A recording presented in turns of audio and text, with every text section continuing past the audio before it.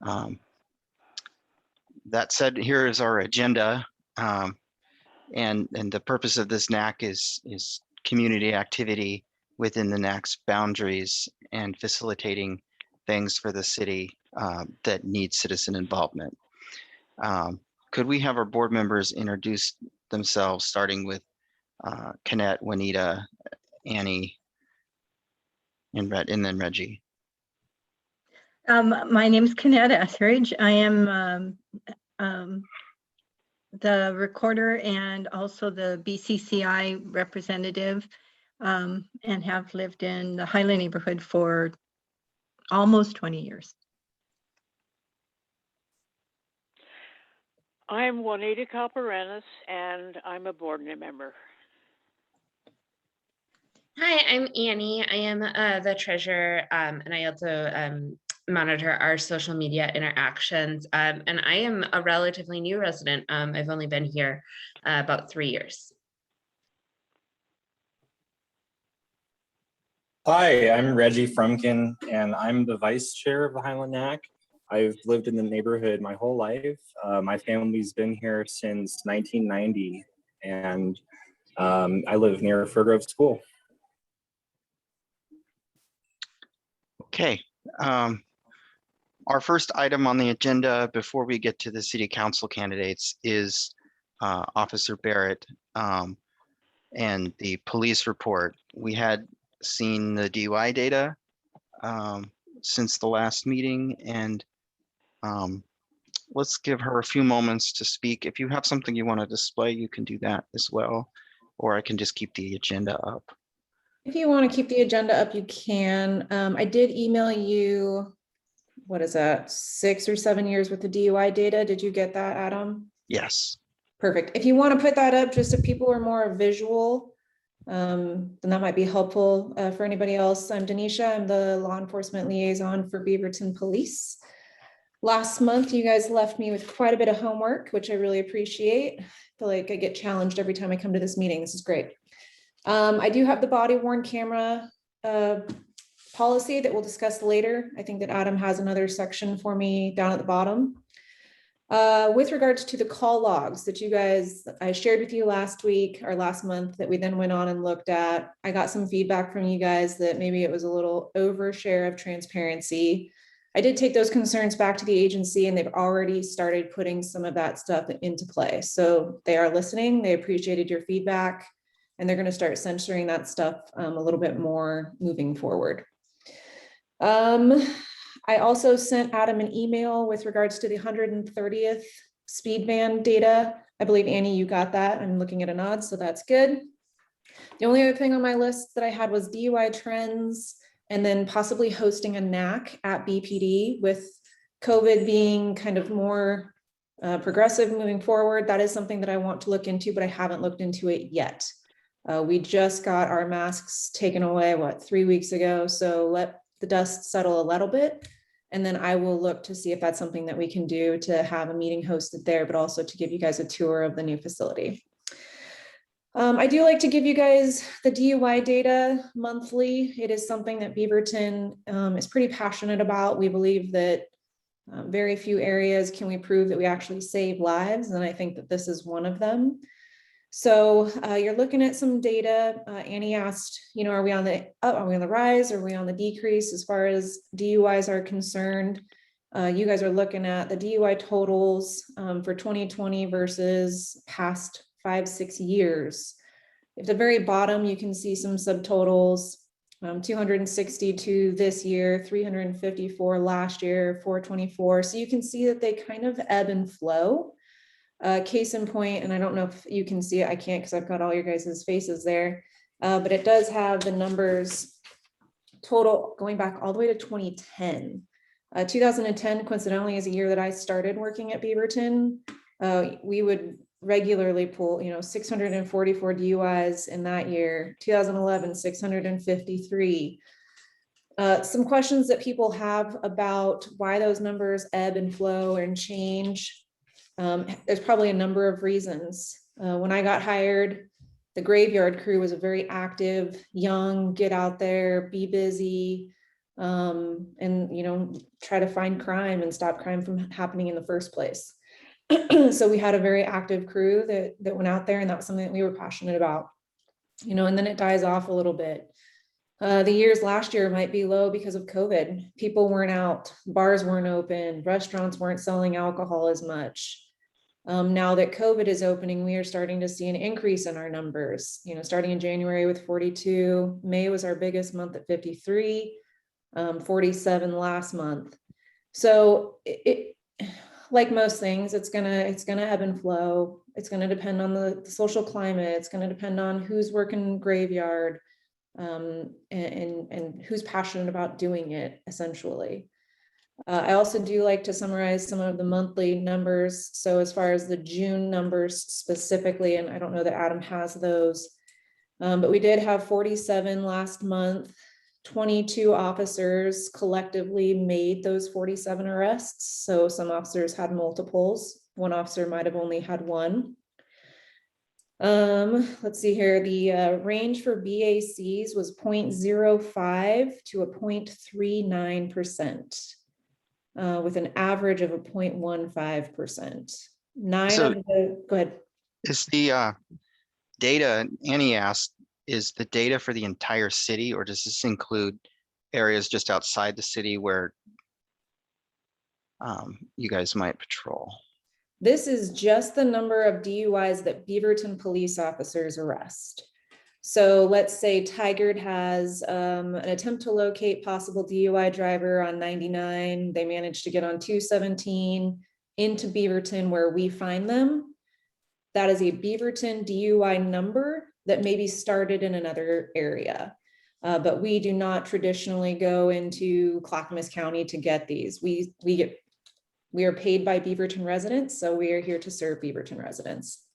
And I'm sorry, I interrupted you talking about the blood alcohol levels. And the top end of that range, is that like they need to go to the hospital for alcohol poisoning kind of number? It depends. For me, yes, it would be. For an alcoholic, maybe not. Some functioning alcoholics might run at a 0.15, a 0.20 in the morning. That's what they start at. Those numbers are going to be circumstances specific to the people. Age, size, how often do you drink? Are you physically active? You know, what's your diet like? Do you have any other medical concerns? You know, added on to that, are you taking medication? So there's so much to take into consideration when we're talking about BACs, and how alcohol affects different people. 9 of those arrests, so 9 out of 47 were blood draw. We've gone over how Beaverton is a zero tolerance state. If you say you're not going to give us a breath sample, we are going to get the evidence that we need, and we'll do it through blood. So we did 9 search warrants for blood draws. 1 was a circuit court blood draw. So Adam, to go back to your question, depending on where we draw the blood dictates which court is going to issue that warrant. If it's drawn at the police department, that's going to be a Beaverton City, a municipal warrant. If it's drawn at a hospital in Washington County, then we have to apply for a circuit warrant for that, just based on jurisdiction for it to be, for it to stand up in court. 8 of those were drug DUIs, and 2 of those were people under the age of 21. So we're still getting the gamut of underage and alcohol and drugs that impair driving. It's pretty prolific. I worked a night last Saturday night actually, and one shift had 7 DUIs arrested in the matter of 10 hours. So I think as things are opening back up, we're going to see a lot of it, unfortunately. Annie asks, what's the blood alcohol level allowed for driving in Oregon? So ORS has it at 0.08%. However, you can still be found guilty of DUI at a 0.04.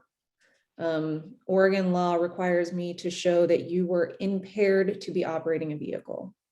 So we are not a state where it's an automatic guilty if you're a 0.08, or, you know, maybe I'll survive from 0.06. That's not the way that Oregon operates.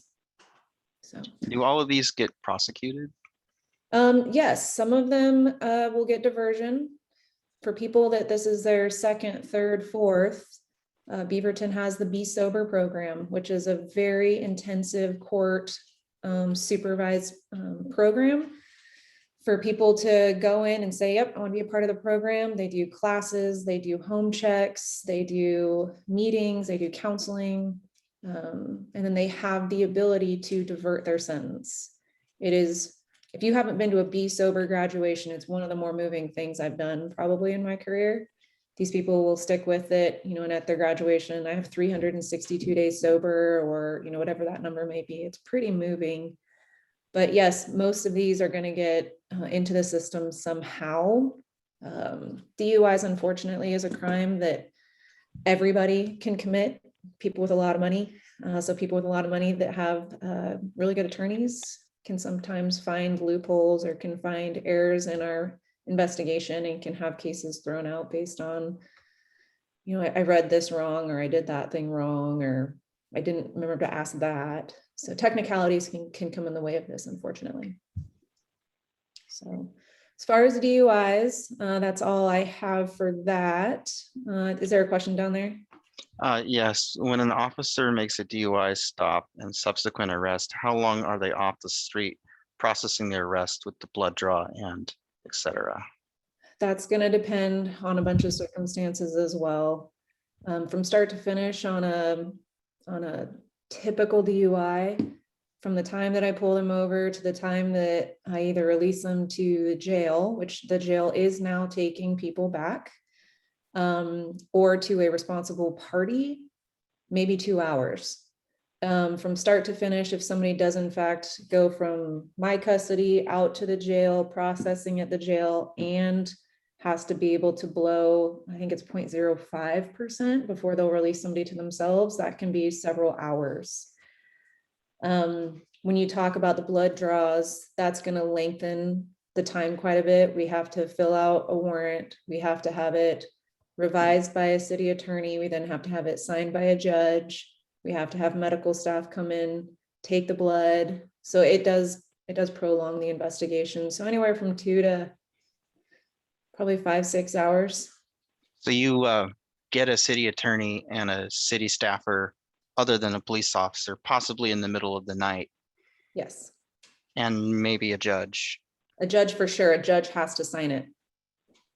So yeah, the city attorney looks at the language to make sure it's, I mean, they kind of do all the hard work or the busy work for the judge, so that when the judge wakes up, they can just read through it real quick and sign it. Okay. So you guys ask good questions. The last thing I have, with the exception of the body worn camera, is that we have our annual report. It's kind of blurry. There we go. It's in paper form, but it's also online. So if that's something that you guys want to go and look out for yourselves, it is like our version of a yearbook for the year that we've had at BPD. So it's online with some statistics and some numbers and things we're trying to do. So yeah, take a peek at that. Sorry, I got 2 quick follow-up questions on the DUI. This is very helpful. Thank you. So my first question is just like, how do you guys handle when people are impaired other than under the influence of alcohol? Okay. Like what is your protocol? And like, you know, BAC is very easy to measure. Other substances are more difficult. So I'm curious, what is your protocol and how do you handle that? So if I pull over somebody who is showing signs of impairment, but I don't have the odor of alcohol, or maybe I don't have the clues in the eyes, but something's just still not right. There's a handful of officers that have taken some additional training. It's called ARIDE. It's an acronym, and I can't remember exactly what it is, but it's essentially drugs that we can, or additional tests that we can do roadside to detect for impaired driving for other substances. So there are additional tests that we can do in addition to the standard field sobriety tests that would help us to assess somebody's cognitive mental processes. We know, are they too fast or are they too slow? And then if so, are those indicative impairments of intoxication of some kind? So we can arrest based on some additional testing. And then when we get them back to the police department, if they do in fact blow zeros, is what we call that. They provide a breath sample, but it shows that there's no alcohol in their system, but I still believe them to be impaired. We can have a drug recognition expert come and do an additional investigation with them. It's officers that have taken, I want to say that class is 80 hours long. They're required to do so many evaluations a year, and they're required to redo certifications every year as well.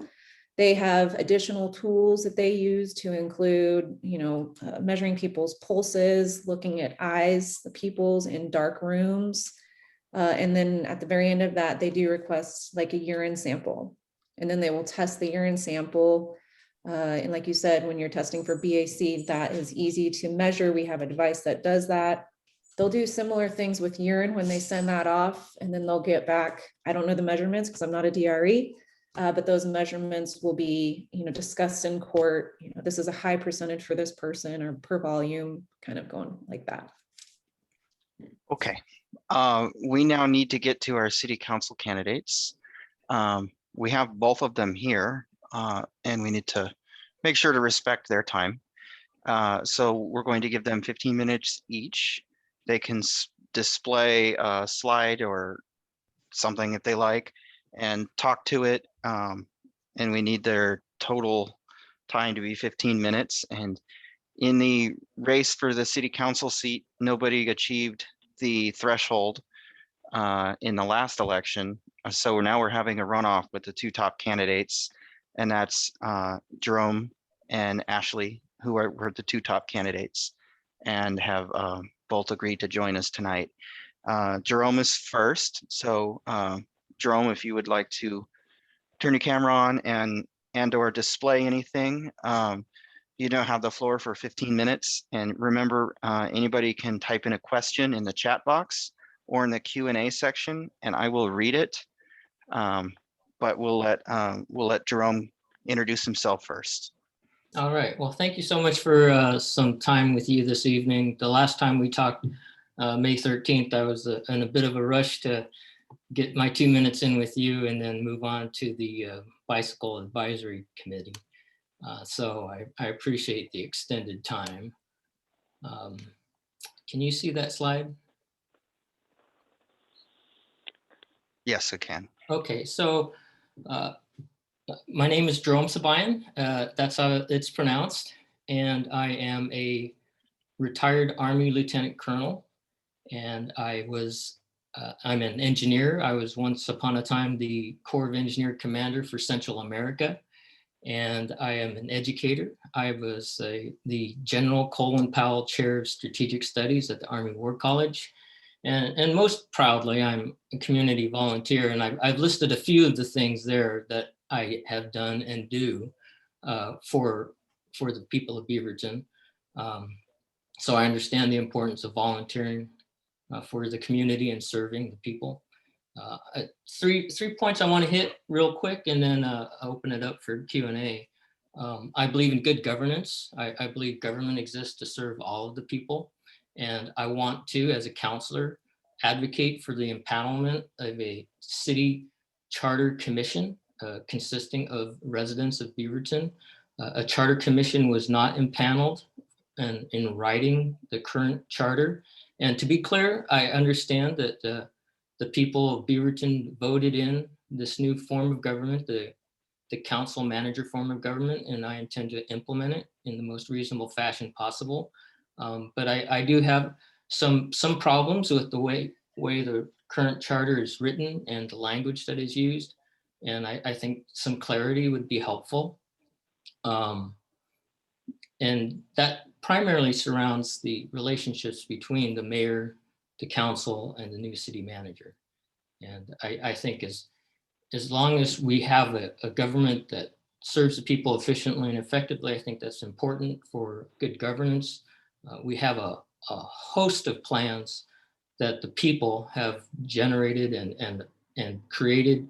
And my understanding is those plans, like the visioning action plan, the comprehensive plan, the 5-year housing action plan, the climate action plan, the DEI action plan, all of those things are the people of Beaverton essentially telling the government exactly what to do. And so those plans need to be implemented properly as well.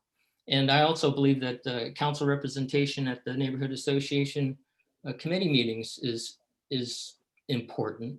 And I'm gratified to see that the mayor is going to join you next month. I think that's a great idea. But I think council representation at all of the NACs is important as well.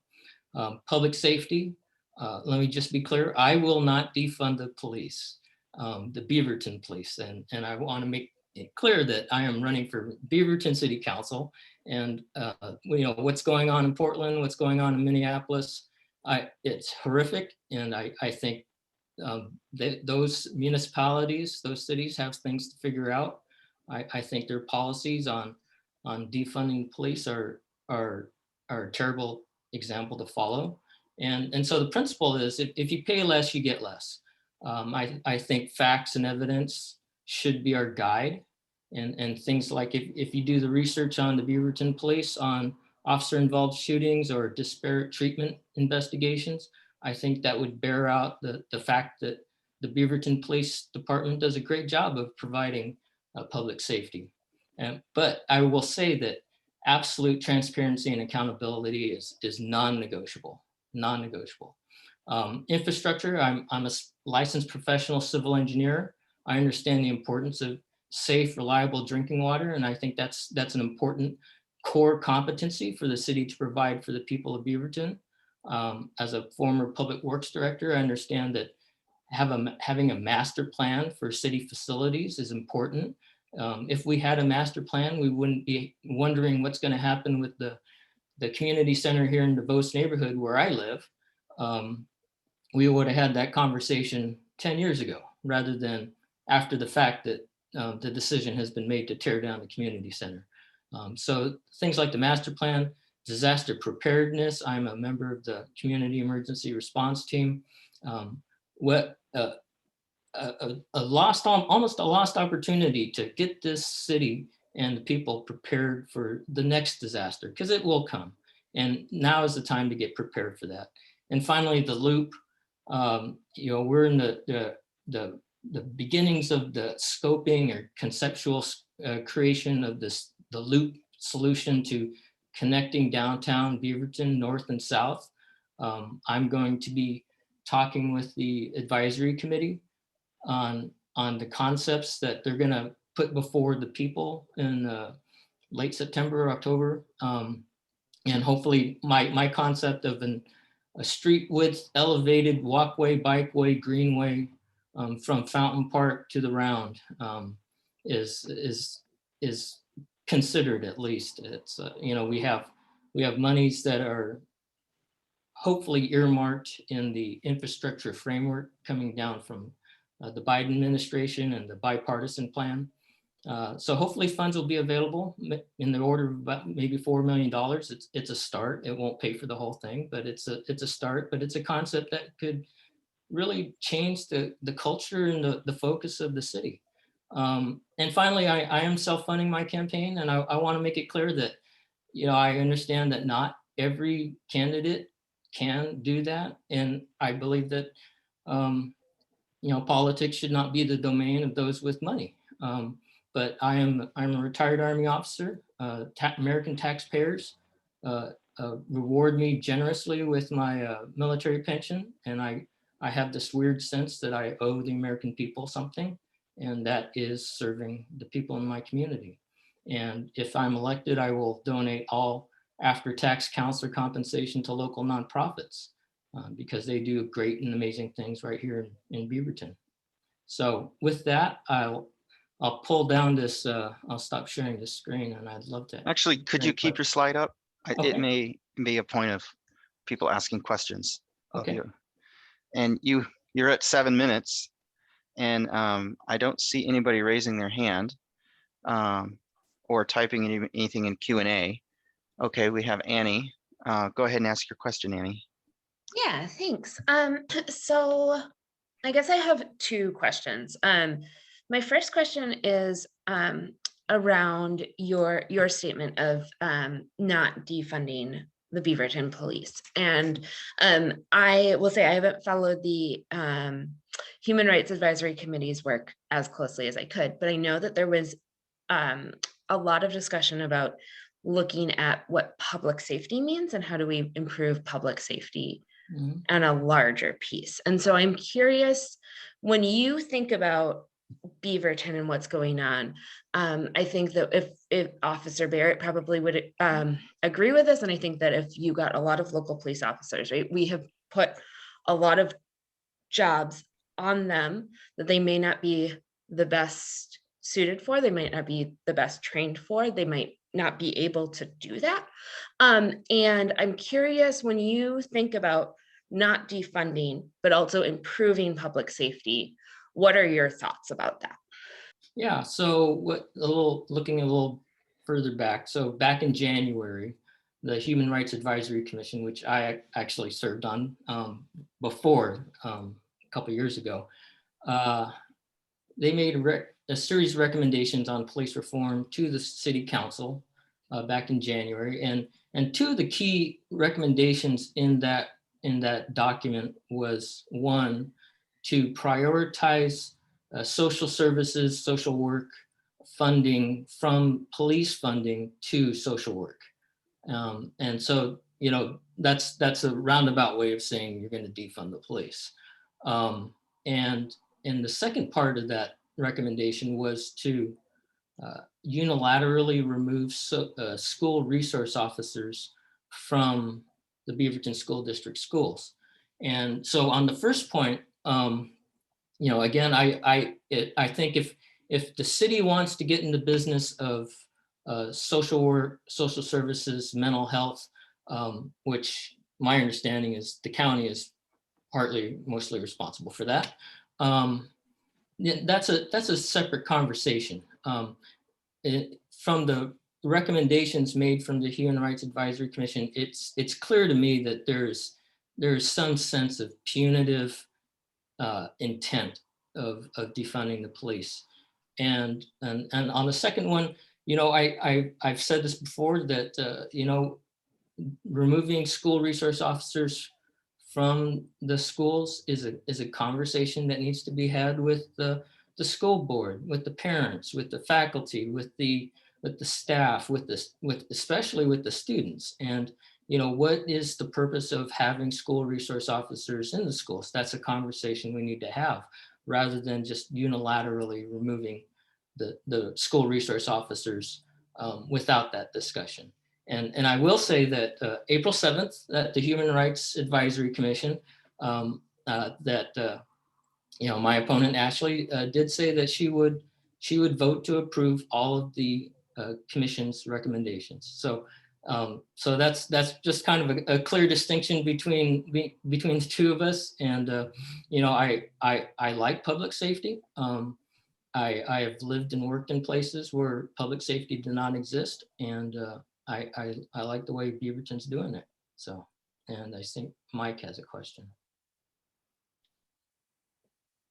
Mike, can you unmute? If you're on the phone, it's a *6. Okay, I think, can you hear me? Yes. Okay, I'm listening to you with your background and being a long-term resident here in Beaverton. I've often thought that we come up with really great ideas. I like the way that the city council and the mayor are growing the city, but I've been confused about the process of we're going to do this thing, and it seems like it's been reverse engineered. Can you help me understand who you are as an engineer, or what your background is, and what would you do differently if you're on that city council as an engineer? I mean, can you add anything to the mix about how they process building and going forward? Well, I could tell you that, you know, engineering is such an important part of how we live and our livelihood, our quality of life. But I can also tell you as an engineer that being an engineer, the technical solution is about 20% of the problem solving.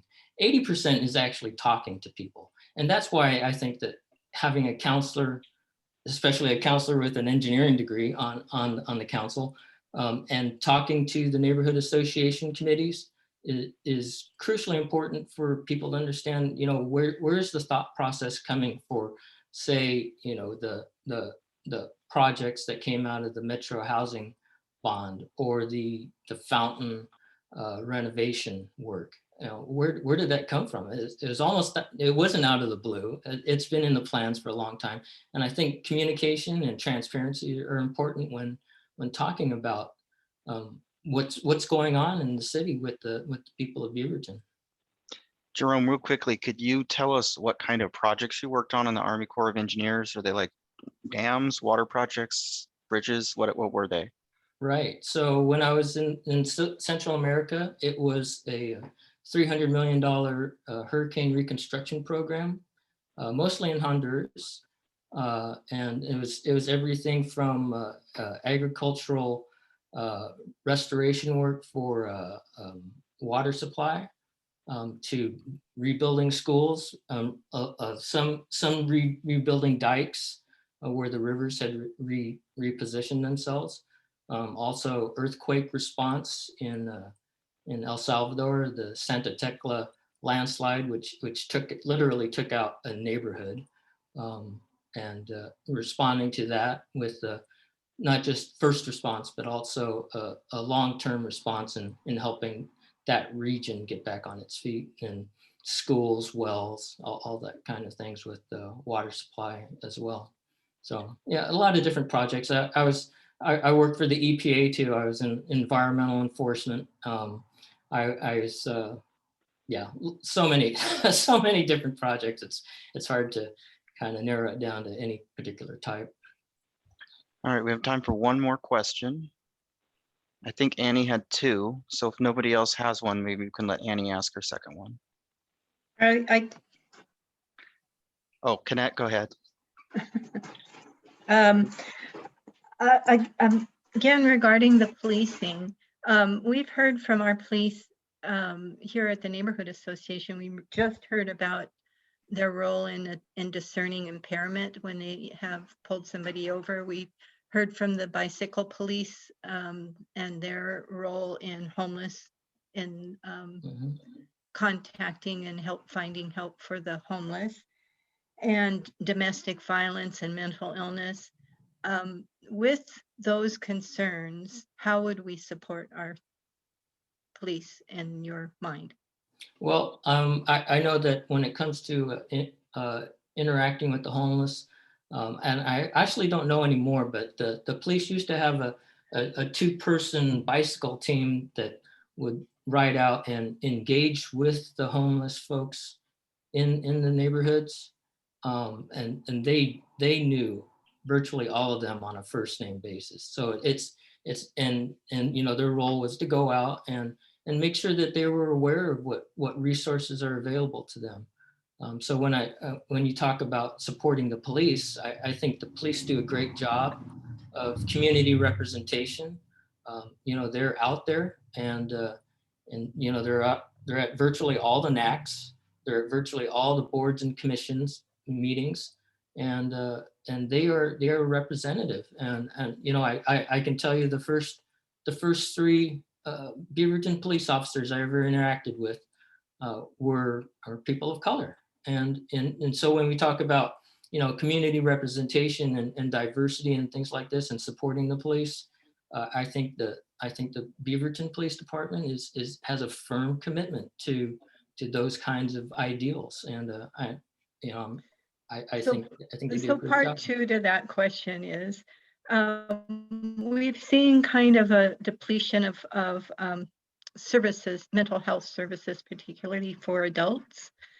We've seen the Hooper Association closed, and limited resources for hospitals. Do you have thoughts about how we can improve with our care Well, of acutely mentally ill patients? Yeah, I think there's a conversation to be had definitely with the county, and who has a great deal of resources for that purpose. But you know, I would say that when it comes to the city, I think the city has certain core competencies like public safety and infrastructure. If mental health if the people of Beaverton want mental health to become one of those core competencies for the city, then that's an important conversation we need to have. Okay, with that, we've run over the time, Jerome, so we Sorry need about that. Thank you. to move on to Ashley. Thank you for taking the time to come see us. Yeah, and I'd like to type my email address into the chat if that's okay with you, and I'll stay tuned and Yeah, I think Annie wants to ask you more questions. So, all right, Ashley, could you unmute and you should be able to share, and we could have you introduce yourself. Yes, I don't have a slide to share. It'll just be me talking with you all this evening. So hello, everyone. My name is Ashley Hartmeyer-Prigg, and I'm running for Beaverton City Council. I want to thank you for being a voter and for participating in our community through the neighborhood associations. I'm really excited to spend a little time with you this evening. So first I'll share a little bit about me, but I'm really going to reserve time for you to ask me questions for this to be a conversation. So Beaverton has been my home for just about my entire life. I grew up on Allen Boulevard. My family worked multiple jobs to make ends meet every month. My parents cleaned our school to help pay tuition. My mom went back to school as an adult and she finished her degree before I graduated high school because she wanted to show us what was possible if we went to college. She believed I would go to college, and so I did. And when I say I'm from Beaverton, I mean it. My first job was scooping ice cream at Haagen-Dazs at Beaverton Town Center, long gone now. My husband and I got our first place together after college, an apartment on the Max Line on Milliken Way, and we loved that freedom and possibility that it gave us. I got into law school and I took a commuter bus with Capital employees to Willamette University in Salem for 3 years because Beaverton was home. And I'm running for Beaverton City Council because I believe in Beaverton. I believe in a Beaverton where anyone who works hard can make their home here like my family did. I believe in a Beaverton that is a welcoming city for everyone. And that when we say we're a welcoming city, we mean that and live that every day. I believe in a Beaverton that puts our kids, their grandkids, and their climate first. We deliver on our climate action plan and we invest in infrastructure and we're prepared for our next weather event. I believe in a Beaverton economy that will come out stronger from COVID-19 because we focused on our local businesses and used our collective power to shop small. I believe in a Beaverton that can address the homeless crisis with compassion and creativity to find permanent housing that works for people. But believing in Beaverton, or believing in the Beaverton that we can be, that's not enough. We have to work for it. And as president of the largest special district in Oregon, our park district, Tualatin Hills Park and Recreation, I know what it means when government works for the people. Since the start of COVID-19, tens of thousands have taken respite in our natural spaces. We've seen record numbers on our trails. We set up school time programs when schools were closed to help fill an important childcare gap. We partnered with Project Homeless Connect to open temporary shelters in our closed spaces. We created a community-informed affordable housing policy that is building 600 affordable units in the district. And we lobbied our legislators to secure federal American Rescue Plan money to build bathrooms in critical places across our district. That is something I'm especially proud of after this hard year that we've all had and seeing the importance of hygiene. And when a lot of spaces closed, people didn't have a hygienic place to go, somewhere to wash their hands. So I want you to know that I will continue to advocate for the residents of Beaverton as a member of the City Council, just like I did as a member of the Tualatin Hills Park and Recreation District Board.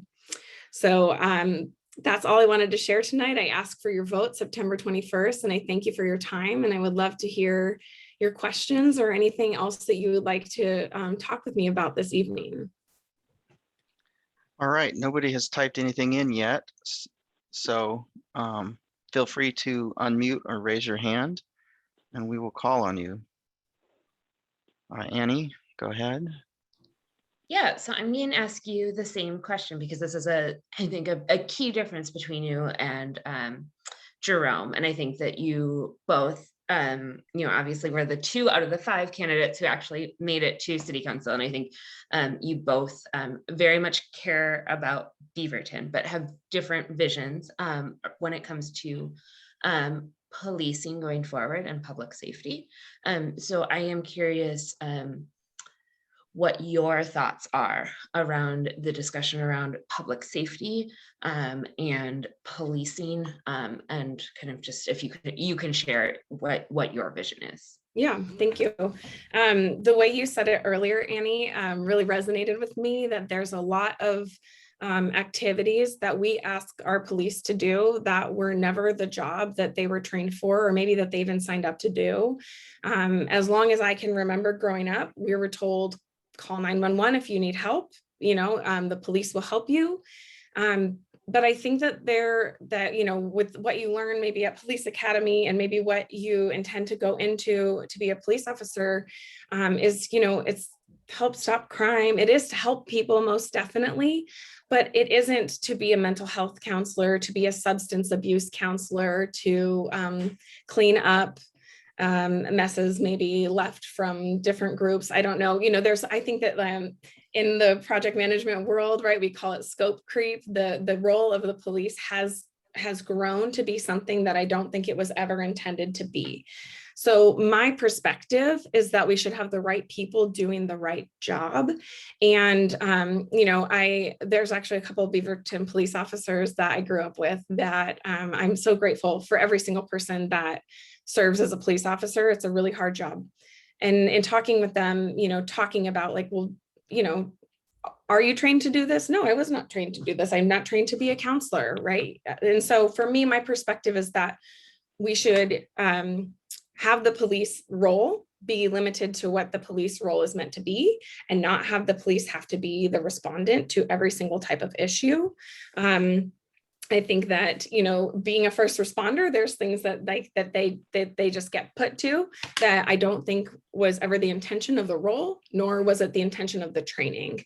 I don't know. I know that for police academy, it's a certain amount of hours. And if you were going to go be a mental health counselor, it's a certain amount of hours, and then those aren't the same. And so for me, I will say, Jerome is correct that I said I would support the Human Rights Advisory Commission recommendations made to City Council.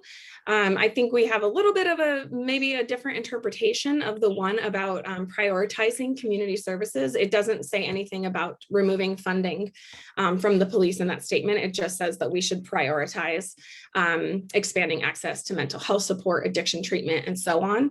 And I firmly believe in that. And I want to, I also think it's important that public safety also means that our police are safe, and so that they are walking into situations that they are trained for. All right, do we have other folks that would like to ask questions? And if you don't want to ask a question, you can also type it in the chat box in the Q&A, and I will read it for her. I'd like to ask a question. Go ahead. Yes. Ashley, hello. My name's Mike. And when I was listening to Jerome, I had two questions, and he self-answered one, because as soon as he said he was former military and retired, that helped me to, okay, that's who he is. So, and that comes back to, I've watched the boards for years, and I've seen that people start out with the best of intentions, but I'm interested in what's your time frame and what's your availability. And where I'm coming from with this is I pulled up his LinkedIn as I was listening to him to see is he this engineer guy? And it looks right. But as I figured what I do for one, I'll do for both. But when I pulled your LinkedIn up, I see that you just took a new job. I don't know the company per se, but that you moved from your place to this new place this month. How I appreciate everything that you said, I resonate with, and I'm on board. I give you my vote right now. Every single thing you said is what I value as a human. Yeah. However, how are you going to find the time as a senior product manager at your new company to do this and resonate so that we get your attention? And how will you balance that time frame to make sure that we're represented there? Sure. Yeah. Yeah. Thanks for that question, Mike.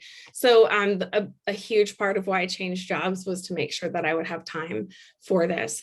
I was in a role prior where I was working 12, 13-hour days every day. And that was getting in the way of me getting to do the things that I care about. So I actually changed jobs, and with full transparency with them that I am an elected official. At the time I was still on the Park and Recreation District Board. My term just ended June 30th. And so I have had to balance being an elected official while working full time. And I'm able to do that. You know, it's my time. I'm particular with my time. And so I actually did change jobs for the purpose of being able to make sure that I have the time to give the city what it needs and deserves as a city councilor. The reality is, you know, most city councilors do have full-time jobs because the stipend is not any sort of livable wage. So I will be in good company, you know, working with other professionals on the council. But yeah, I actually changed jobs to make sure that I can prioritize my community. Ashley, we saw some of Jerome's endorsements. Could you tell us a few of your endorsements? Yes. Why don't I share that for just a moment? I'll pull that up for us on screen because to list them all will take some time, but I can show you this and highlight some that I'm especially proud of. So this is just on my website, but I've been endorsed by Mayor Lacey Beatty as well as most of the city councilors at the city of Beaverton. I've been endorsed by Catherine Harrington, our Washington County Chair, as well as Pam Treese and Afisa Fai, County Commissioners. I've been endorsed by our Labor Commissioner, Val Hoyle, as well as some of our leaders at Metro, Metro President Lynn Peterson and Councilors Juan Carlos Gonzalez and Christine Lewis. I would like to highlight those three because, as we all know, Beaverton borders are really funky. They're, you know, we're not a clear shape. I was speaking with a voter the other day about the Chick-fil-A and the proposed in-and-out location and explaining to him that Chick-fil-A is Beaverton city property and the properties on either side are not. And so that happens a lot throughout our city. And so to me, having the endorsements of Beaverton City Council members, of Washington County Commissioners, and of our Metro Regional Government councilors and president is so important because there are these pockets throughout that to a resident, they won't know that they don't live in Beaverton. They're going to think they live in Beaverton. Their address is Beaverton. We have Portland, Tigard, and Hillsborough addresses all within Beaverton city limits. So having these regional endorsements are super important to me. I also have Beaverton school board members, state representatives and senators who overlap this area. All of my THPRD board colleagues. And then I also have been endorsed by a lot of local organizations. So the Beaverton Educators Association, the Home Builders Association of Metro Portland, and on down, you can see a list of them here, the Beaverton Chamber. And these are so important to me because I am someone who likes to make a decision with as much information as possible. And I know that I don't know everything that there is to know in the world. So these endorsements are things that I sought to make sure that I could have representation of all members of our community, of all types of workers, of all types of people, and that these are groups that I can go to talk about the issues that they're the experts in and that they know. One example was of a resident was speaking to me about parking limits in Beaverton. And so I could go to the chamber and talk to them about parking and how does this affect the businesses and what is your take on this? And so that's been really important to me. One that has not yet made it onto my website that I also want to highlight is the SEIU Local 503, which represents Beaverton city employees. So they unanimously chose to endorse me in this race. So yeah, those are some highlights. All right. Do we have any other questions for Ashley? She has a couple minutes left. I have one. We're having a lot of growing pains in Beaverton. We're dealing with a need for affordable housing. We're dealing with neighborhood traffic. We're dealing with requests to increase our density. And a lot of those seem to be borne by some of the neighborhoods. And I'm wondering what your thoughts are about what your first steps might be to help address those. Sure. So one of the main motivators for me to run for Beaverton City Council and not seek re-election at THPRD is the affordable housing issue specifically. We know that there's just a lack of housing. There's a huge lack of affordable housing. And so I had the opportunity to implement policy at THPRD around affordable housing. And I'm looking forward to getting to do the same at Beaverton to help us drive projects forward, to help us use those overlapping jurisdictional resources to really maximize the impact that we make. I also think that we need to be creative. We know that there's the urban growth boundary limit that we are hitting, right? South Cooper Mountain is the biggest expansion of that. But where else could Beaverton go? I'm not sure that we will continue to expand. So we have what we have. How do we make sure we're being really smart with our growth choices? And that includes planning for alternative types of transportation, not just cars. And making sure that, I think one of the growing pains that they're going to feel in South Cooper Mountain is that bus service isn't starting as soon as it was originally planned, that COVID caused some delays there. So that area won't have access to a TriMet bus line for a little while residents are moving in. So I think that it's being really thoughtful and intentional about how we grow, where we grow, thinking about how the existing roads can handle that or not. How can we, as we reimagine certain areas, how can we look at different types, that multimodal approach to transportation, having areas that are really green and there's wide sidewalks for bikes and pedestrians and maybe a little less room for cars because we've created a safer way for people to get around on different types of transportation. So I think it takes some creativity, but also just a lot of thoughtfulness, making sure that we are not approving projects without really fully thinking through all of those impacts on the surrounding areas, on the people that live there, on, are the resources needed there or not, in all of the planning that we do. All right, with that, we're over the 15 minutes and good luck to both of you. And whoever wins, we hope you will come back and talk to us. So thank you very much for joining us. And we're gonna move on with the agenda here. All right.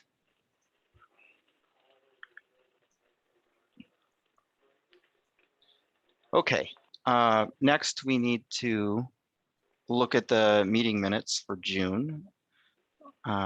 The chair will entertain a motion to approve them or accept any corrections.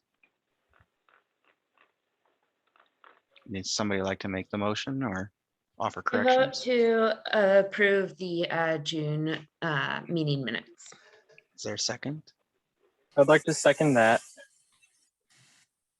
Any discussion on the minutes? All right, all in favor, board members, of approving the June minutes, please say aye. Aye. Aye. Aye. All right, next, Annie, would you like to do the treasurer's report? And Yeah, let me share my screen. All right. I had asked this month if we could have more visuals, and so we're trying out some things. I really appreciate this, Adam. This is a really great thought because I know I go through the numbers really quickly. So, we traditionally do a lot of our events in the fall and winter. So the summer months have been pretty non-existent on the treasury side. So you will see that we have a current balance of $2,735.20, and we had zero activity the past month. Part of it is I've been out of town, so I have 2 checks that I need to cash that I will be going to cash tomorrow. I just was out of town until after the bank closed today. So I have 1 check, and I'm sorry, I wasn't able to create a slide for this. But I can, if someone needs some written pieces, I will also put this in the chat. But I have 1 check for $1,235.50 and 1 check for $3.68. The check for just over $1,000, that is the reimbursement for the tree giveaway from January. It took the city a little bit longer to get that to us. And then the other check, I realized as I was going through everything for this meeting that I hadn't cashed the one from our US bank. So that will zero out that old US bank. So that will bring our total to $3,974.38. And I haven't gotten any requests for purchasing things this month, although Reggie with the tree committee, and we did get approval for funding from the board, probably will start to purchase a few things in August and September. But that's, you know, right under $4,000, which is about where we've been at. And with the city's matching grant program, you know, that's a $3,000 cap. And so we do get reimbursed for that money. So my feeling as a treasurer is we're in good shape right now. Okay, thank you, Annie. All right. Next, we have the BCCI update. And Konnette, do you want to take over there?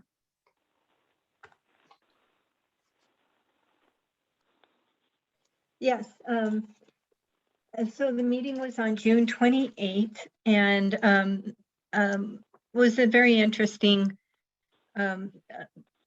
meeting. We had a large report on what was happening with downtown.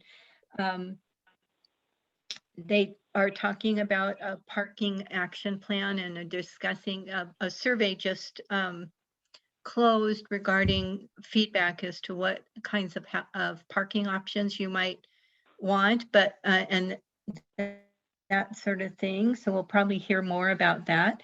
There is a if you go to that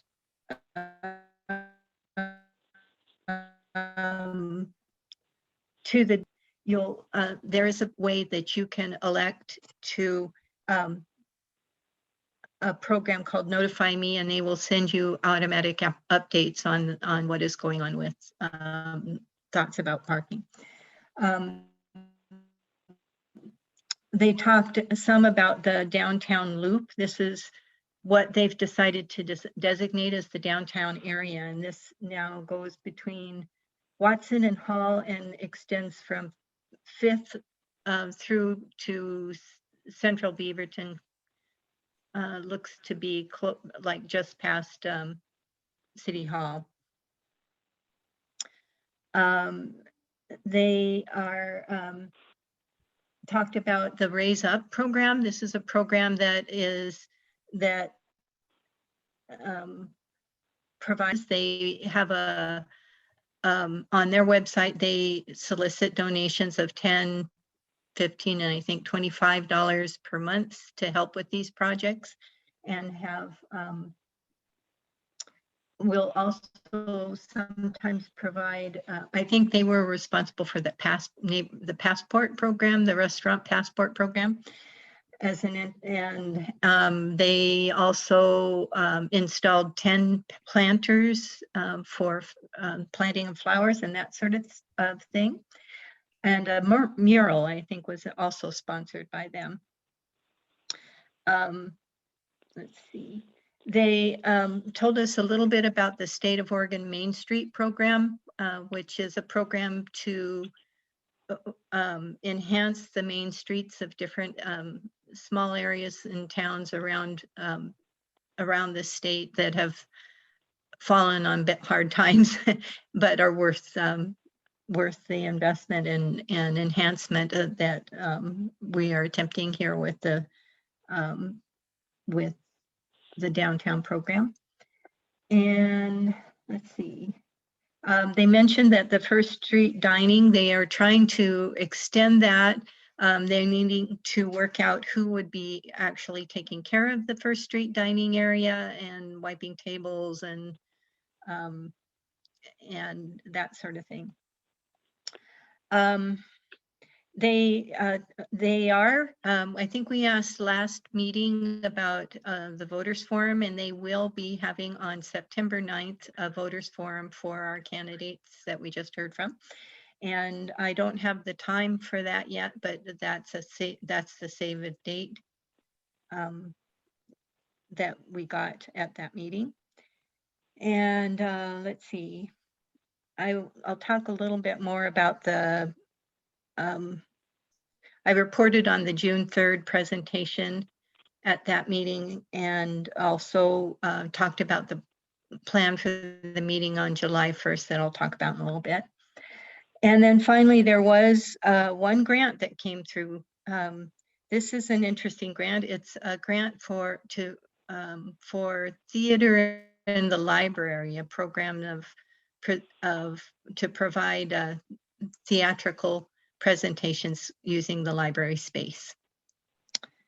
And that's what I have so far from BCCI. Just out of curiosity, Any questions? did the BCCI members approve that grant? Yes, I'm Awesome. That's really cool. sorry. Oh, thanks, Annie. Yeah, they did. Yeah, I've seen It's about a $3,000 grant. yeah, things like that, and it seems like it's been very well received. When like there's been some student groups who've done that in the past at the library space, and they seemed well intended, and it seemed to be cool. So that's cool to hear what other NACs are doing. And then one other question on they're figuring out the First Street dining when they're talking about extending it. Is it a permanent extension or just trying to extend it a little bit longer, or what is the discussion around that? I think that's kind of, they're having both those discussions about whether they can extend it even throughout an entire year, or if they're just going to try to extend it beyond the, it was originally established because of the COVID pandemic, possibly have it as a regular feature of downtown.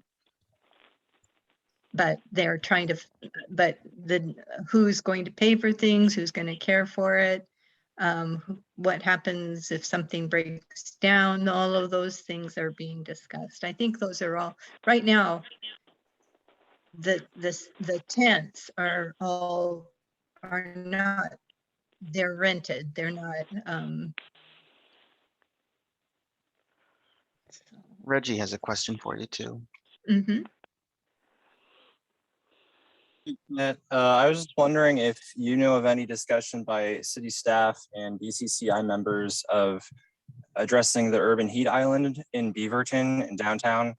Like, for example, along the downtown loop, are the existing street trees that are there going to be preserved, or are they going to tear those out, which sets us back a couple of decades as far as having sustainable canopy there for, having a viable livability and shopping experience and everything for that corridor. The other example being like First Street Dining Commons, if they're talking about making that permanent, which would be kind of cool, there are no trees on that street that are of any significance, of any substantial size and providing any meaningful benefit. So could there be like large form trees planted, in the space where there currently is asphalt and provide real long-term shade, like that sort of thing? Do you know of any current discussions of integrating trees into downtown plans? I don't know related to this specifically. There was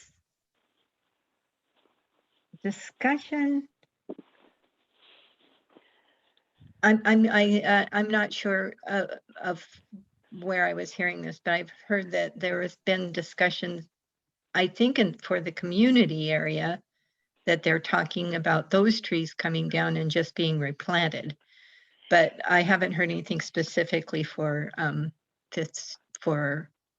the downtown area eating restaurant row.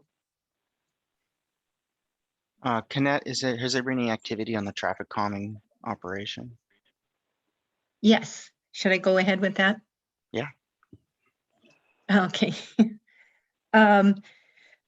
So July 1st, I attended the traffic commission meeting, and they were discussing and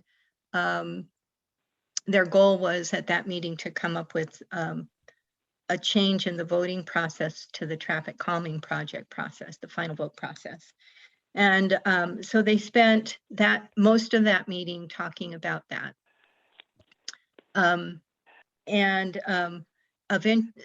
The outcome was that they're going to adopt a version of a 51% majority of designated voters as being the threshold.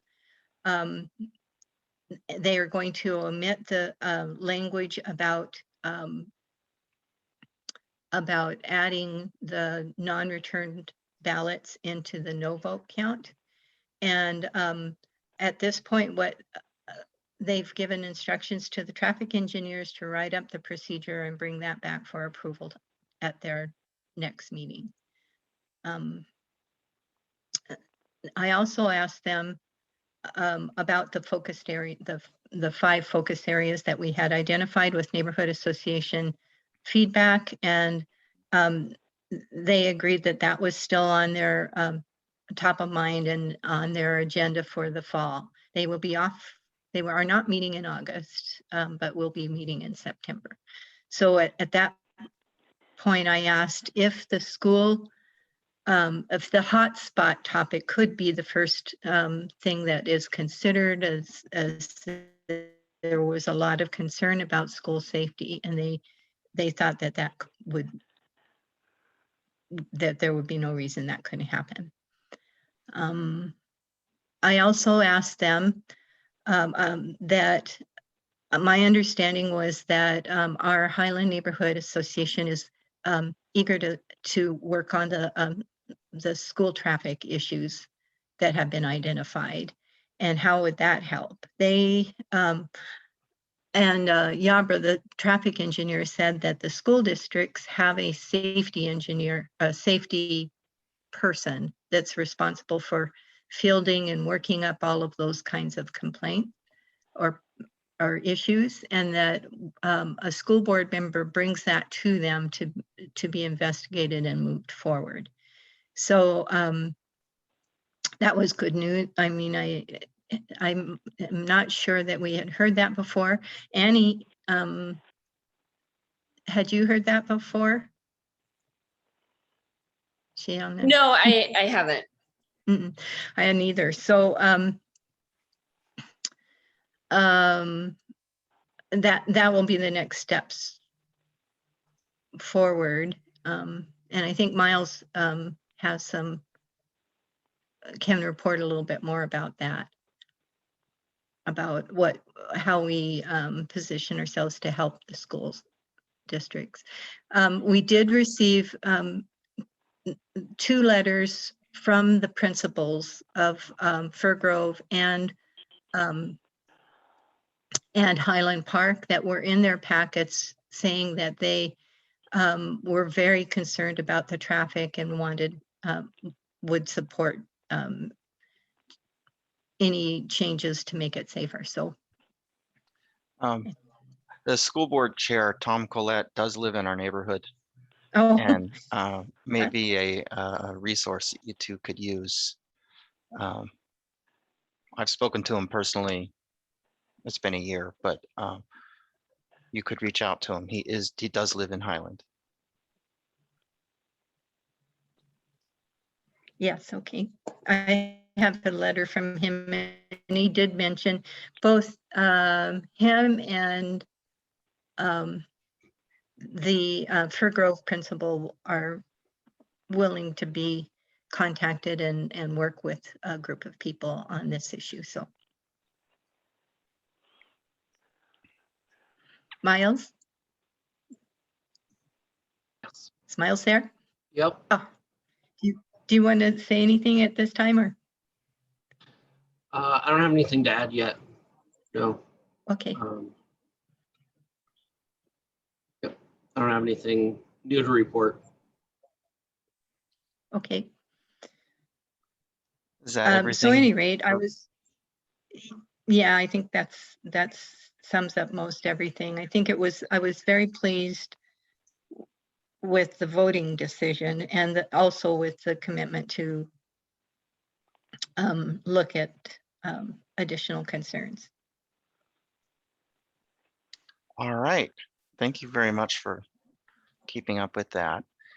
I And just want to second, thank you, Konnette, for all of the work that you did. That's really cool that we were able to take what we've been experiencing at Highland, and you went to all the NACs and made procedural change. So thanks for being our representative and doing a lot of work on that. all right. Well, Next, thanks, Annie. next we need to get to the tree committee to, keep our agenda on time here. I believe Reggie has some updates for us. Do you want to give those and also talk about those other grants that got researched? Yeah. So we turned in the matching grant application to the neighborhood program for the upcoming Murmuring Pines subdivision tree planting on November 14th, Sunday, 4:30 p.m. But that's in the works. I'm hoping to hear back after the subcommittee meets at the end of this month. So hopefully by early August. And then the next steps are offering the tree, going around and hand delivering a tree offer letter to each residence in the project area, which again is 130th, 22nd, Allen and Hall. Might go over to Whistling Way and Highland Way a little bit, just because it's close to Fir Grove Park, where we would be meeting for the beginning of the planting. So yeah, that's happening. Save the date. Reggie, have you written the letter, the offer letter, and do you need help printing it and revising it? I did update the offer letter, and we have a second side that we can utilize. So I would love some help from anyone who's interested for helping craft the second page, which can be like tree care information, before and afters, or information about the NAC, whatever we feel like. But just an opportunity to engage more people, and right at their home, at their front doors. So you can contact the subcommittee, the tree subcommittee, at highlandnactrees@gmail.com with any questions or suggestions, or if you want to get involved in some way. In other news, Central Beaverton NAC recently approved the matching grant application for the for the Schiffler Park tree planting, which we're collaborating with on, providing some consulting supplies. So that's pretty exciting. This kind of brought up the discussion of how can we scale up our efforts? So Miles reached out to us and mentioned a larger grant program from the Tualatin Water and Soil Conservation District. And I think these were like $500,000 to $100,000. So, I think for long range planning for what we're doing, it'd be great to eventually utilize some of these bigger grants. Miles was really right to reach out and remind us of these opportunities.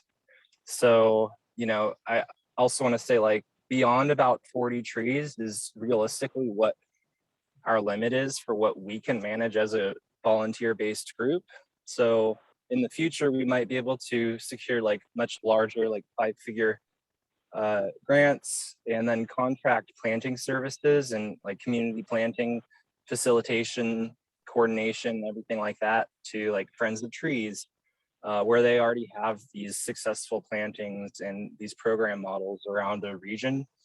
And that would pretty much successfully scale up our efforts and allow us to focus on other projects in the meantime. So this is kind of an interesting thing to think about moving forward. Miles, I don't have my computer in front of me. I'm on my phone, but would you be able to at some point post the link in the chat that you sent us? That was really interesting. Yes, I'll put it in there.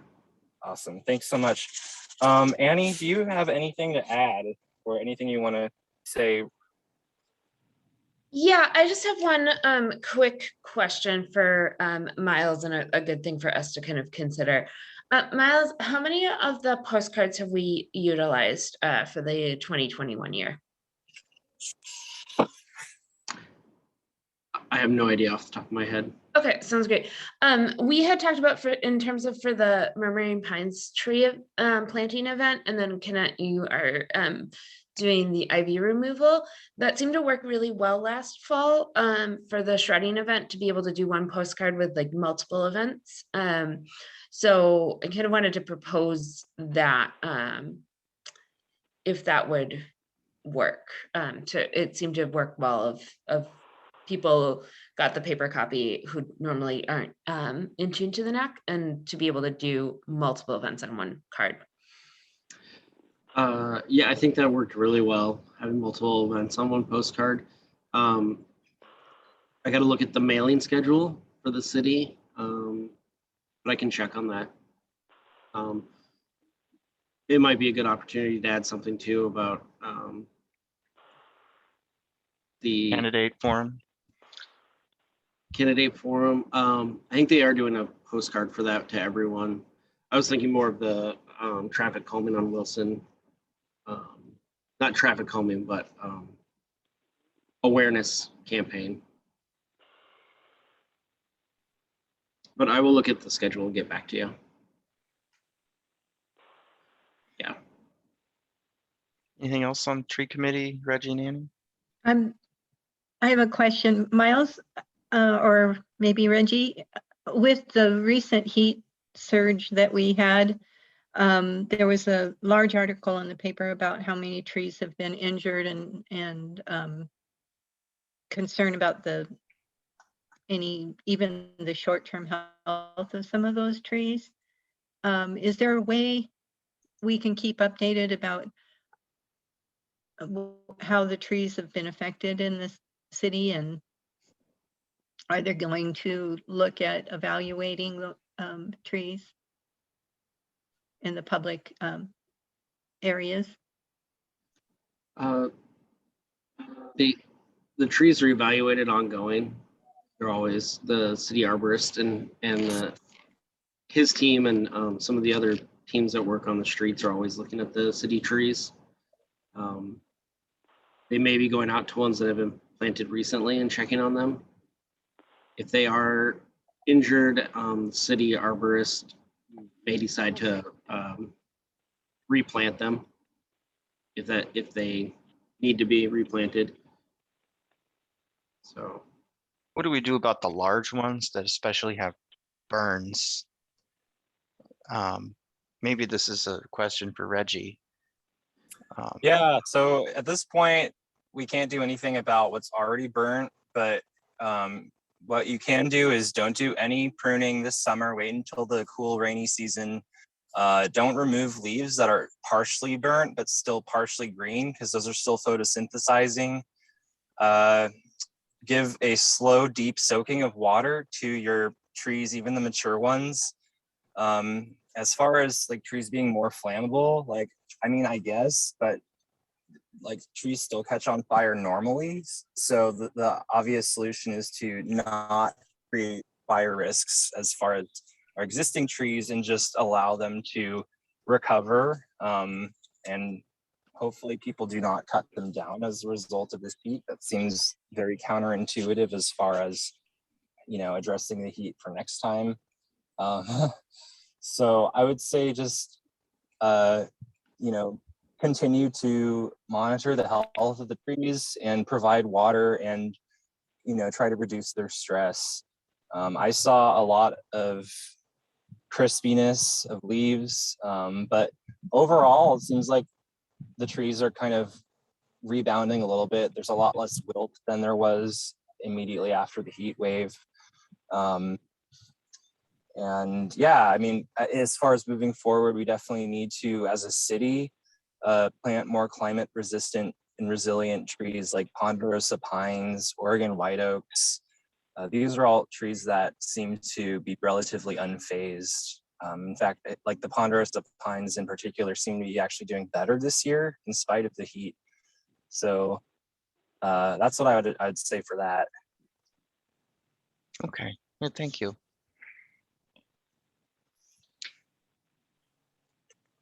All right, are we ready for city updates? Yeah, that's all we have for the tree subcommittee this month. You know, things are in the works, but we're just kind of in between major projects and events. So I have a Ivy project update whenever you want that. let's do it. Yeah. That ties into this pretty well. Go ahead, Konnette. So the date is, okay, thank you. The date is for in working with Hannah and Crystal from the THPRD, we decided that the project really warrants two separate dates. So the October 16th date from 9 to 11:30 will be focused on trying to get as much of that remaining ivy out as possible. And then what they suggested was to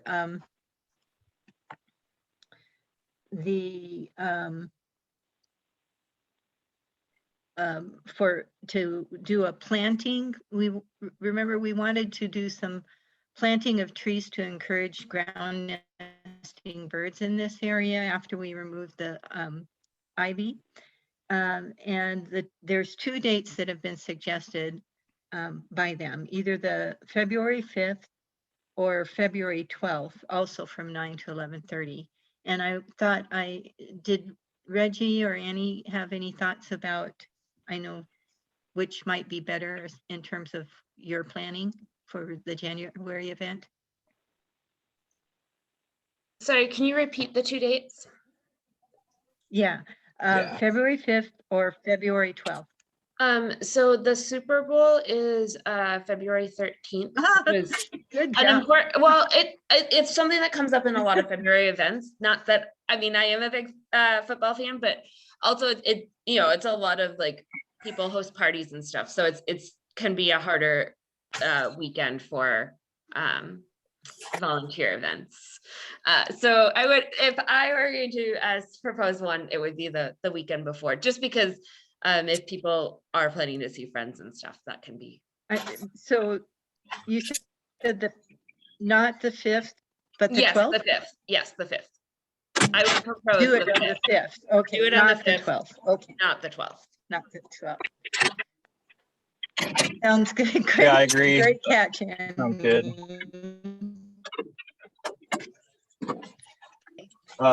Also heads up, around February is probably when the Schiffler Park planting event will happen. So we'll make sure that there's like 2 weeks between that, ideally, not to conflict with the Ivy Pool event.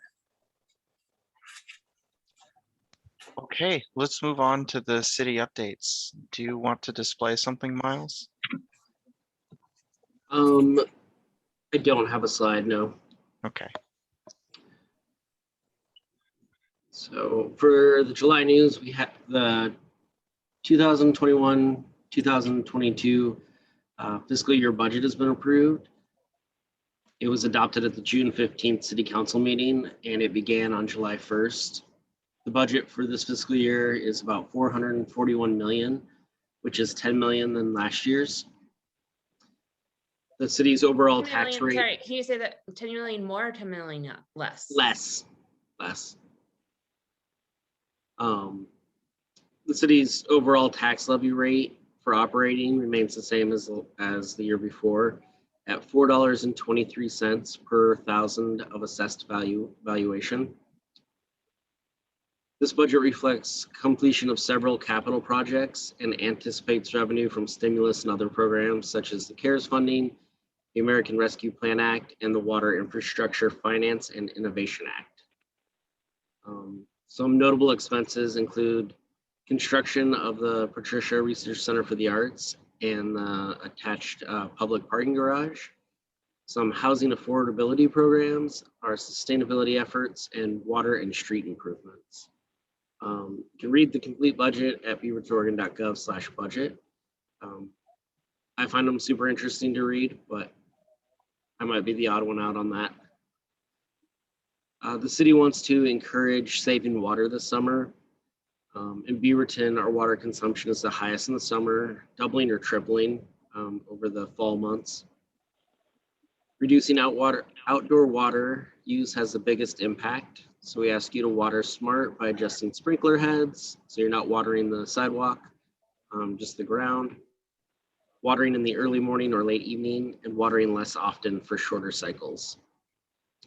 At Beaverton Water, there's a full list of water saving tips and how to stop leaks around your home as well. There's a national chlorine shortage is heightening conservation attention. Beaverton receives most of its water from the Joint Water Commission water treatment plant, which relies on chlorine in the treatment process. So there was there's a fire at a major chlorine producing plant that's affecting the entire West with their ability to keep chlorine in stock and on hand for providing safe drinking water for everyone. And finally, the Beaverton Night Market is back. We're at a different location. It'll be downtown Beaverton on Southwest 1st and Tucker on Friday, August 13th and Saturday, August 14th. In addition to vendors, performers, and designated food courts, this year's Beaverton Night Market features an exciting collaboration with the La Strada dei Pastelli Chalk Art Festival. And the event is free. Staff are very busy trying to restructure the event since it went from kind of a free ticketed event to have social distancing to a more open event now that the restrictions have been lifted. So there'll be more information on the website about what this year's programming and how to get into the site as we get closer to the date. And those are all the city updates I have. On the water, aside from the chlorine shortage, is there a supply shortage or in Hag Lake, in the ASR reservoir or Washington County supply line? Are any of those in shortage other than chlorine? I haven't heard that they are. I will say that Beaverton, your Beaverton Water is very, very good about sequestering water during the winter months for use in the summer. Some of our ASR wells can provide up to 3 months of water for the entire city. So if all the supplies were suddenly cut off from the city, we have up to 3 months of supply stored within the city boundaries, at least. So haven't heard that there is a lack of water yet. I have heard that the chlorine shortage is a big problem though. So I've got 2 follow-up questions on that water piece, because my understanding is that the chlorine fire happened a little while ago and it's kind of having ripple effects. Have there been any kind of projections of like how long this is going to impact the city? I don't know. Okay. And then my second piece is, do you have any updates? I know that with the Cooper Mountain plan, there's been some discussion around how they're going to be providing any water for like irrigation for outdoor things. So as you talk about, city saying that, that water usage peaks during the summer use and we're trying to conserve that. I'm just wondering, would some of that, if they were, where is that purple water discussion going on and how would that help with the water retention? Yeah, so it's the purple pipe system. And I believe that council and city staff are still discussing if they're going to implement it or how to implement it. It requires a lot of infrastructure. So a lot of infrastructure and upfront costs for development. And then there's long-term savings, of course, from using. It's still drinking water, but it's not chlorinated. You can't drink it, but it's not like wastewater or gray water. It's from a natural source. I can get more information on where they're at exactly. The last I heard, though, is that they were just still discussing how it could work. Okay.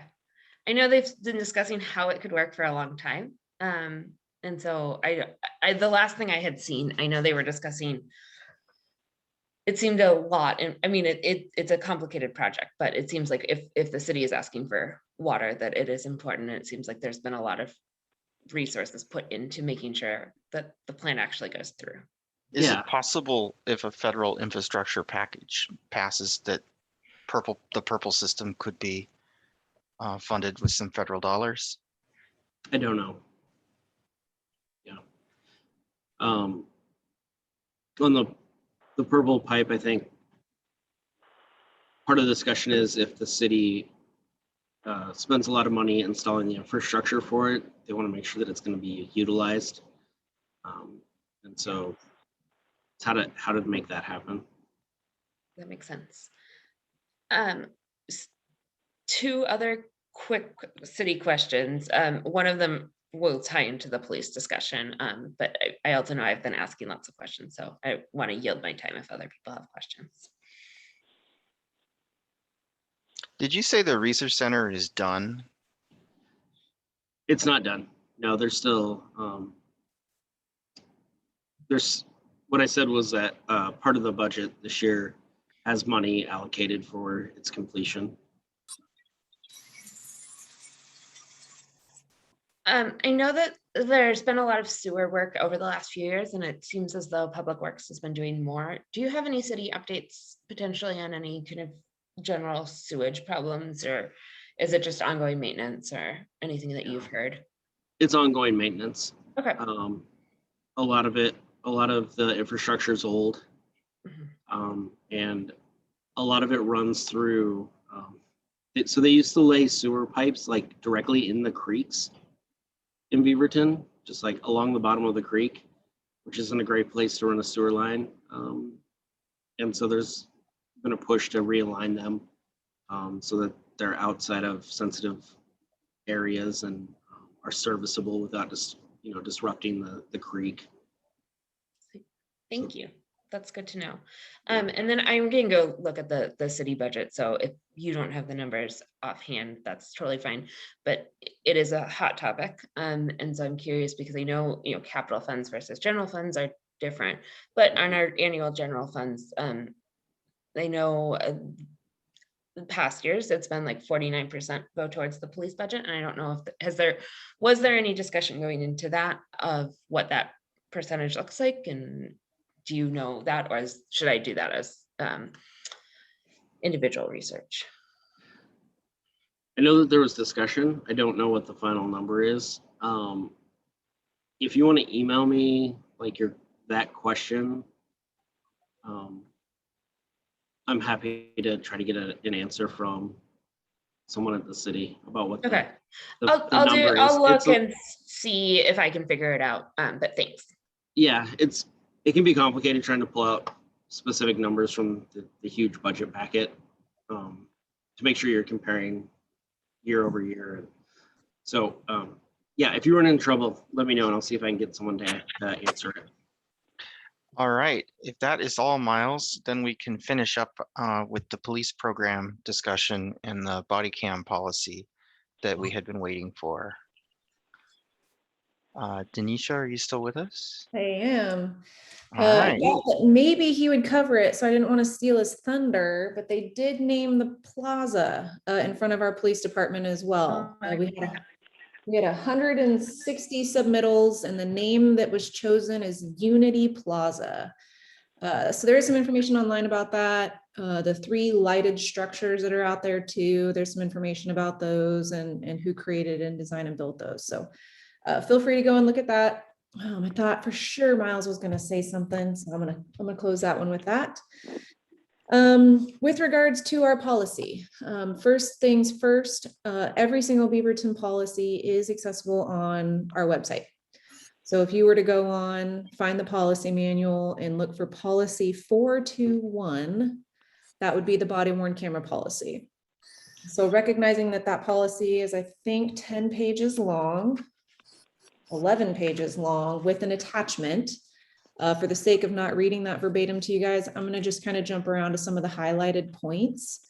I do want to also point out and directly identify Annie's question from last week, just so that I don't lose anybody and anybody falls asleep on me.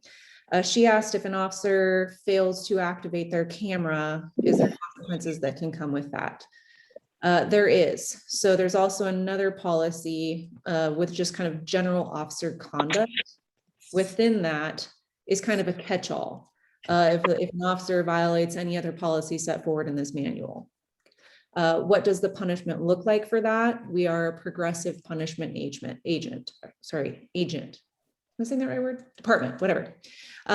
So if it happens one time, maybe I get a talking to. If it happens a second time with the same reason, you know, maybe it's 2 DUI drivers in a row and I have failed to do it on both. Well, that's now a pattern versus I failed to do it on DUI and then I failed to do it on a noise complaint.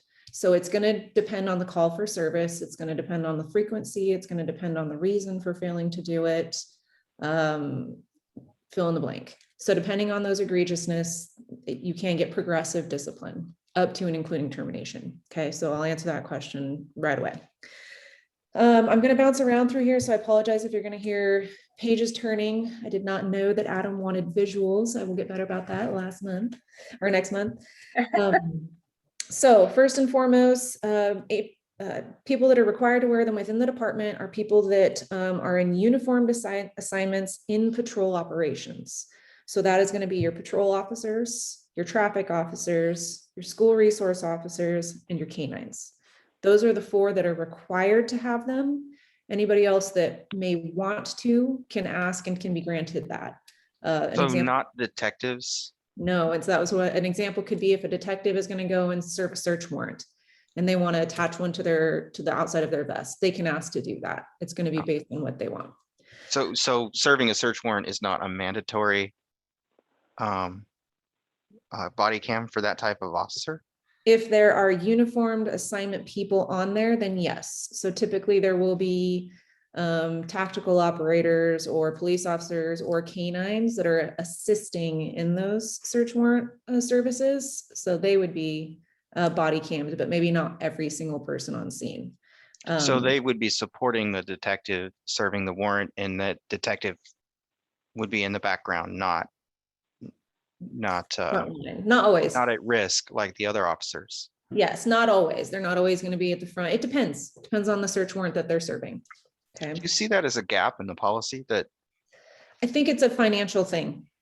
I don't know. I didn't write this policy and I wasn't there when we were selected as an agency, because I think we actually got this through grant money to get the camera money for the actual cameras themselves. And then we have to look for storage costs. So I think it might be a financial decision, or we have other devices in place for detectives. If they're going to arrest somebody for murder, we're not going to interview them without some kind of camera service. We have multiple interview rooms in the department that have audio and video recording in them that we can log into that same system that we upload our body cams into and then capture that interview there. So short of doing interviews out on the road, any interview that requires a substantial crime or a measure 11 crime, we're required to have it recorded. So they would bring that person back to do that before anything kind of moved forward. Okay. So that is requirements for who should. We are also required to notify you, and it says shall. We shall notify you when we are recording. So my typical spiel for the traffic is, I'm Officer Barrett, Beaverton Police, just so you know, this conversation is being recorded. We have to give you that notification. Some privacy considerations. There's a common misconception that people have an expectation to privacy in their own homes. If we are legally in your home and have a reason to be there, you are not.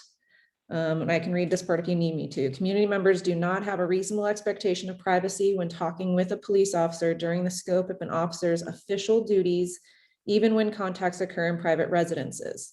There is a caveat to that, and it does say, however, We do need to be mindful and respectful for privacy things by discontinuing recording whenever it reasonably appears to the member that such privacy may outweigh any legitimate law enforcement interest, okay?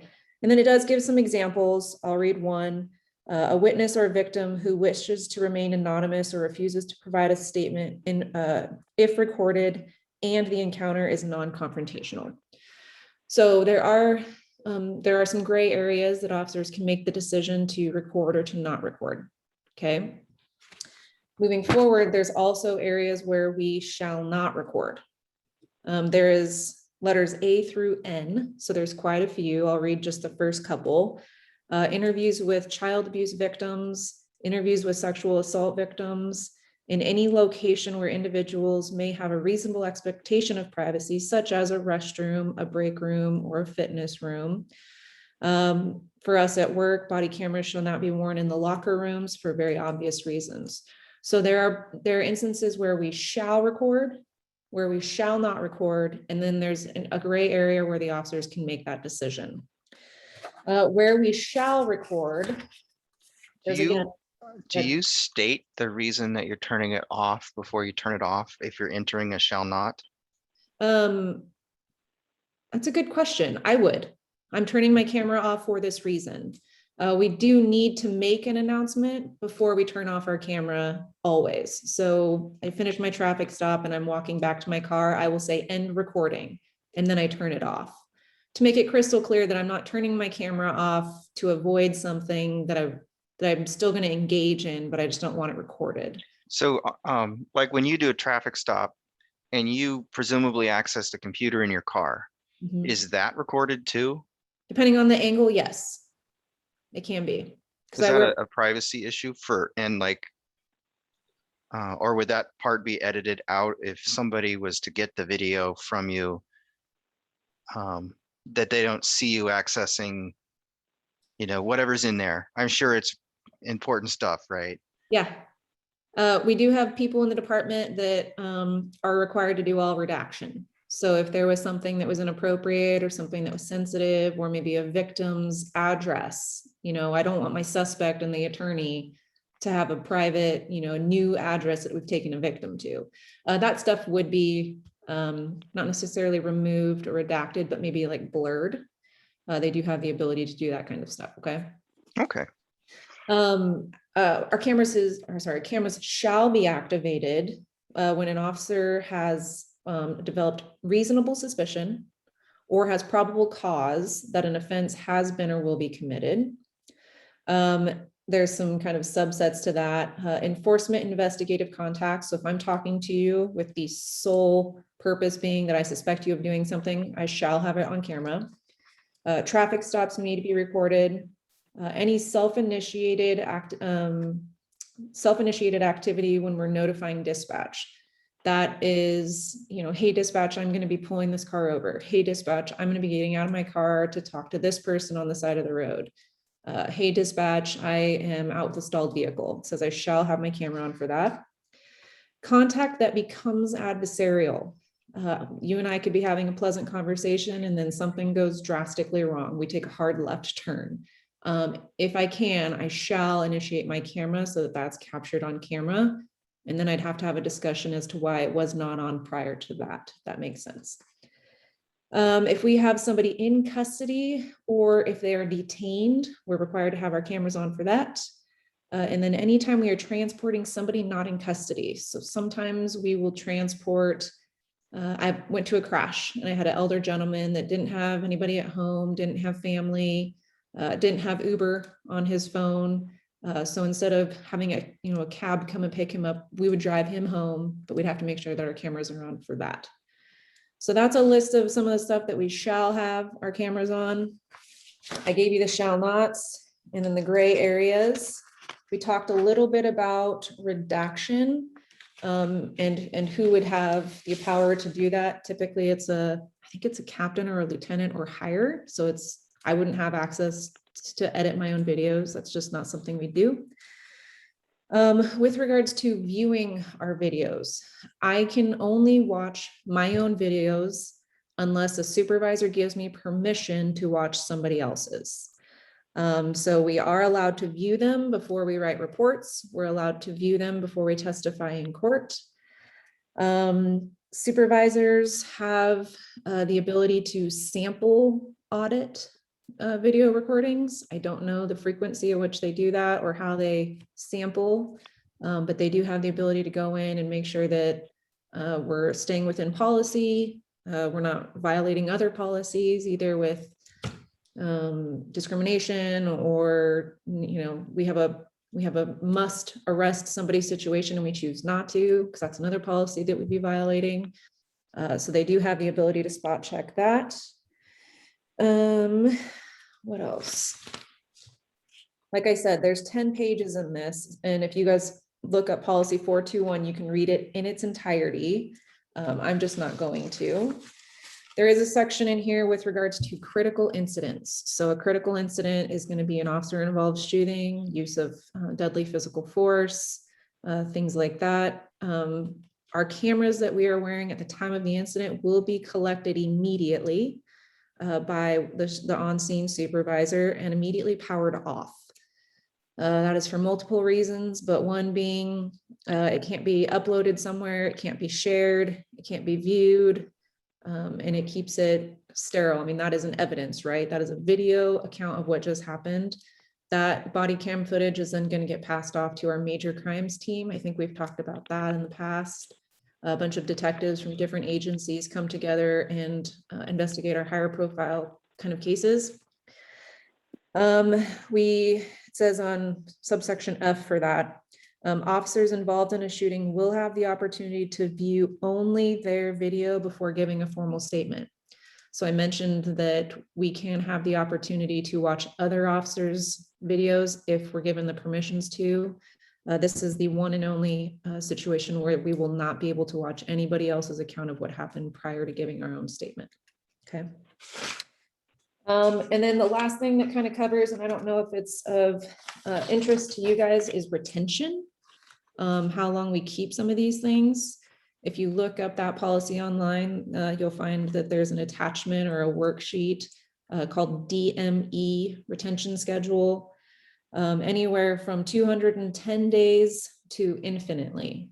Infinite ones, meaning restricted access. I'm not sure what that means. Pending review, could be anything internal, but then the one just above it, murder, homicide, first degree sex crimes, 99,999 day retention. So depending on what the video holds or why what value it has dictates how long we're required to keep it. So that is body cams in a nutshell. If you guys have questions, I'm more than happy to try to answer those or find the answers to them. Thank you for going through all that. That was most helpful. Absolutely. And real quickly, can we step back to the update you gave about the call logs, and are they just reviewing changes, or are they making specific changes? You mentioned something, but I don't recall like what is the change. Yeah. And the PIO told it to me in passing. I think he thought I was maybe trying to get him in trouble. Like, why are you giving out so much stuff? But I wasn't trying to do that. I will find out exactly what he's redacting, but it's my understanding that he is going to, what is the term he used? He is going to consolidate it more substantially. There was information in there that I would agree with you. It should not be out and readily available for the public. So we're going to work to do